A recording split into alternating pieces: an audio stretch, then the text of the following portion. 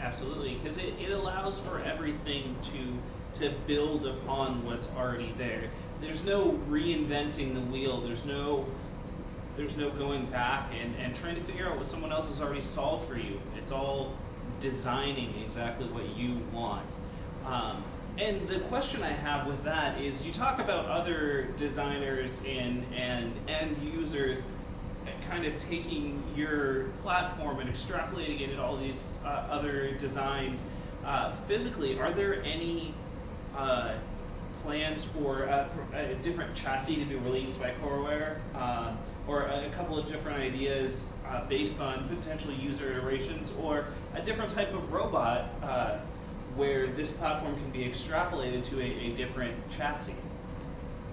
Okay.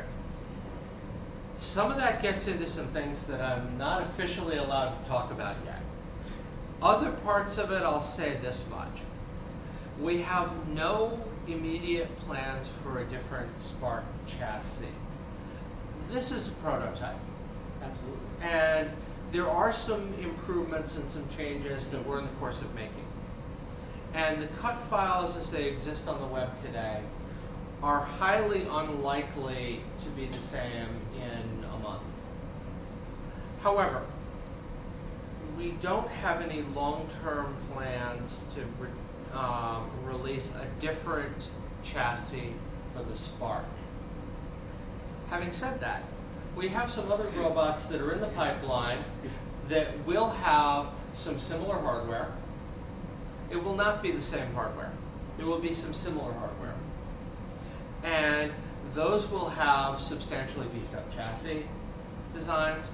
Those will have substantially different other electrical properties, because they're aimed at a different target market. Sure. So for now, it's up to you, the designer, to put together these new chassis and show us here what you can do with this platform.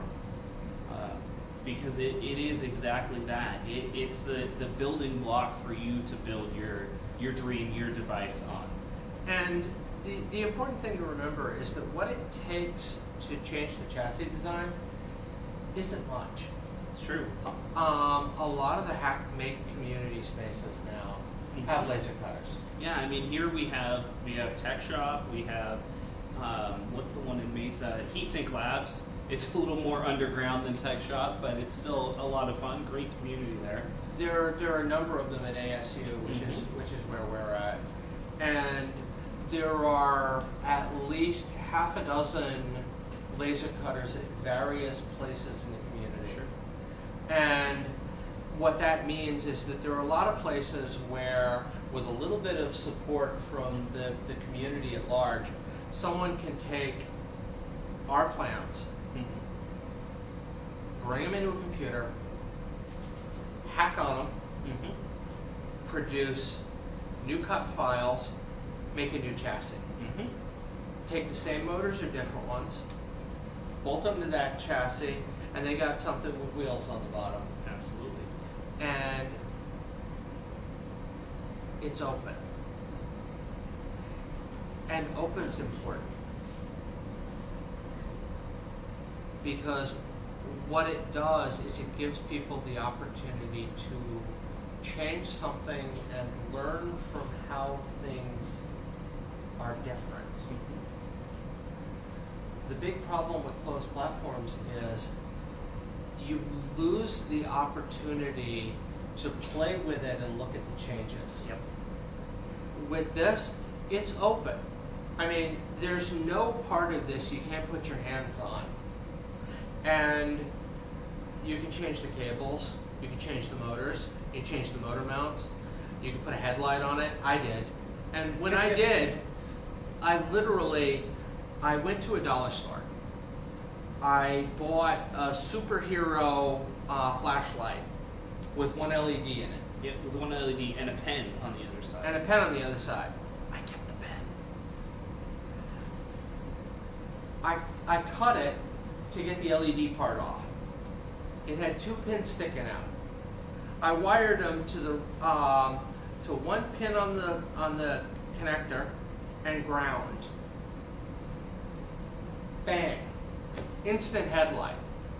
Took me 5 minutes. And it's completely controllable. You can flick it on and off through the software on the bot itself, and through the Bluetooth control module we've got in there. As you can see demonstrated in our earlier video, the Corobot Spark is afraid of the dark. And all of the hardware, with the exception of some firmware files and the plans, the low-level plans for the board itself, is 100% open. And most of the stuff that's not open is in a place where there are very few people that are going to make any solid use out of it. Yeah, absolutely. And by the time we get things stable and put out an open source release with something resembling the kind of documentation that would enable somebody to do something sane with it,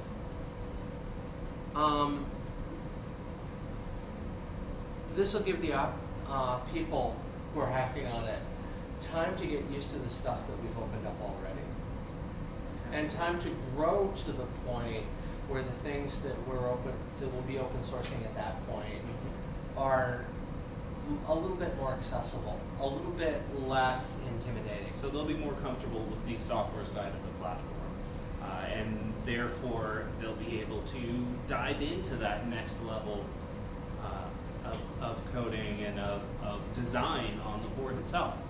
And a lot of that will be more interesting to engineering students, to people who are pursuing a bachelor's degree in one of the technical fields. A technical degree in something like software, embedded systems, electrical engineering, robotics. We have a great software engineering program here on campus that delves into a lot of the embedded systems and the stuff you'd be experiencing at that level. Yeah, Sheldon Whitehouse teaches a course that gets into a lot of the detail there, and certainly that would be something that some of his students might be interested in going forward. Sure. Do you have anything else you'd like to talk about the platform?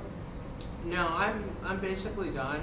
I guess the big takeaway is it's a lot of robot, and the design decisions may look a little strange, but they're not capricious. All right.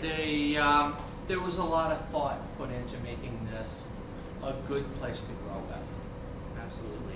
So if you like what you've seen here and you're really excited, as we are, to help get the Corobot Spark into schools, into the hands of kids, into the hands of makers and designers, please support us on our Indiegogo campaign